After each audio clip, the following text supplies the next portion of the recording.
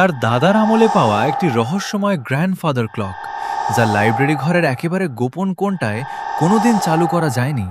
রহস্য ভেদ করতে জিকে নাহিড ওয়াইটি তার বিশ্বস্ত নাতি সবুজকে ফোন করে ডেকে পাঠালেন। সবুজ পেশায় একজন ইতিহাস গবেষক। সে দাদুর বাড়ি পৌঁছানোর পর দাদু তাকে সেই নীল খামটিটি দেখালো। সবুজ খামটি উল্টে পাল্টে দেখল এবং খামের ভেতর থেকে পেল একটি প্রাচীন ব্রোঞ্জের চাবি। চাবিটির গায়ে খোদাই করা রয়েছে রোমান সংখ্যায় 12। অর্কের বুকটা কেঁপে উঠল। সে দাদুকে নিয়ে সোজা লাইব্রেরি ঘরের সেই কোণটায় গেল যেখানে বিশালাকার ঘড়িটি ধুলোবালি মেখে দাঁড়িয়ে আছে। ঘড়িটার ডায়ালটার দিকে তাকিয়ে দুজনেই চমকে উঠলেন। সাধারণত ঘড়িতে সংখ্যা থাকে 1 থেকে 12 পর্যন্ত, কিন্তু এই ঘড়ির ডায়ালে সব সংখ্যাই 12। আর সবচেয়ে বড় কথা, 10 বছর ধরে যে ঘড়িটি সম্পূর্ণ মৃত ও অচল ছিল, তার কাঁটাগুলো ঠিক 12টার ঘরে স্থির হয়ে কাঁপছে।